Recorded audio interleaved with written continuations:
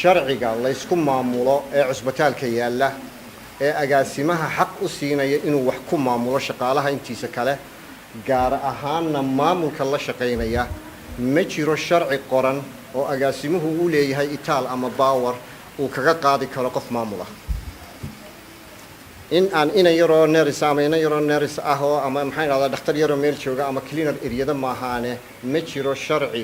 qeexaya oo xoog siinaya oo power siinaya oo uu agaasimuhu ka qaadi karo maamulkiisa melhi way xumaayeen laakiin si waxa weeyaan waa iyaka cidda wax fulisa haddaanu sharcigaasi jirin waxba hagaagi maayo laakiin si waxa jirtay ballan aniga iyo madaxweynaha naga dhaxeeyo aad u adkaa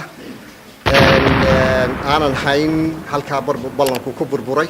marka warqadeeda waxaan leeyahay madaxweyne ballan bay naga dhaxeeyay waxa burburiyay ballankeenii ay soo